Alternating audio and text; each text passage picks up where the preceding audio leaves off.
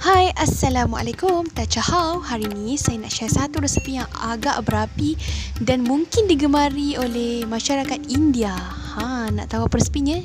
Jom.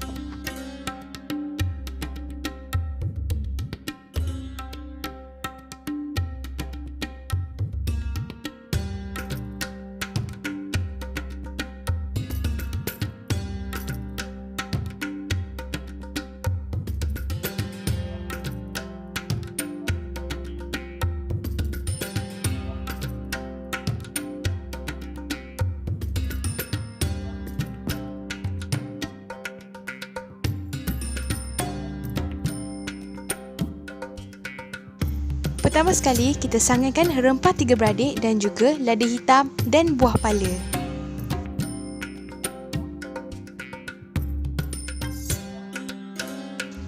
Jangan sangat terlalu lama, takut jadi hangit pula. Kita agak-agak dalam 1 ke 2 minit je.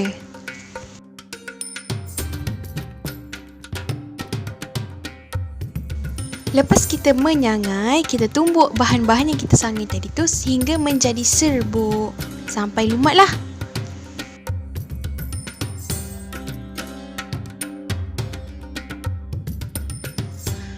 Nampak tak kelumatannya di situ? Macam ni lah yang saya nak. Kemudian ayam tu kita gaus sekejap dengan liat and perins. Kemudian kita goreng. Goreng jangan terlalu lama. Biarkan kulit ayam menjadi sedikit garing.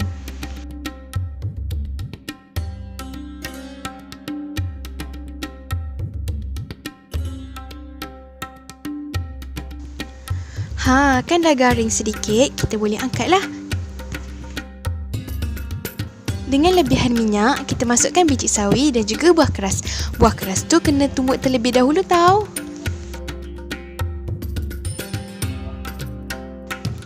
Kemudian, kita tumis dalam 2 ke 3 minit. Alright, lepas tu kita masukkan bahan yang telah kita blend. Macam bawang merah, bawang putih, macam-macam lah yang tertera dekat description box dekat bawah. Kemudian kita kena tunggulah dalam beberapa minit sampai pecah minyak.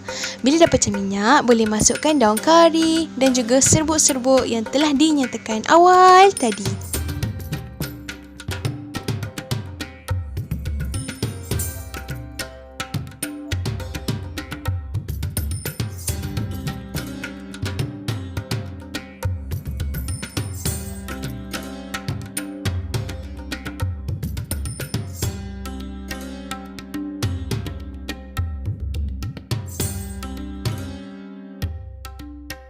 Kemudian kita masukkan rempah 3 beradik yang kita tumbuk sebentar tadi.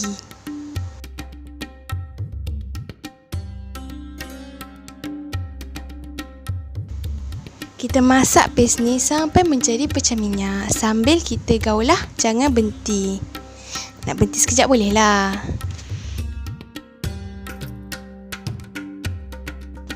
Jangan pakai api terlalu besar, kita pakai api sedang-sedang je supaya dia tak cepat hangit.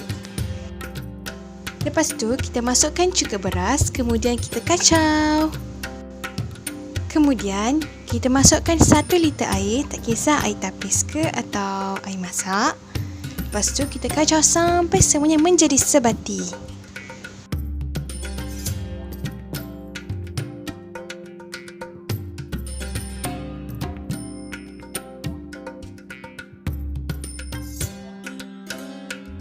Bila dah menggelegak, kita bolehlah masukkan kentang dan juga ayam yang telah kita goreng tadi.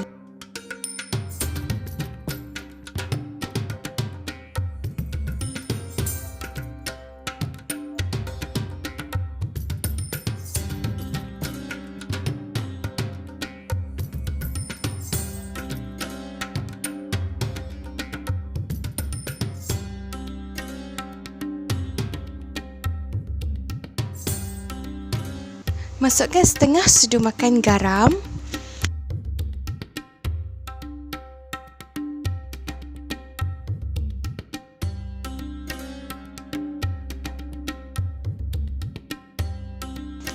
Masukkan pula serbuk perisa setengah sudu makan.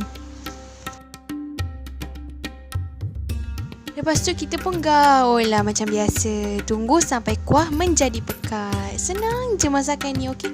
Tapi korang yang tak tahan pedas tu jangan makan tau. Tak sakit perut. Lepas tu korang masukkanlah sikit cili padi, cili merah biar rasa pedas tu lebih menyengat.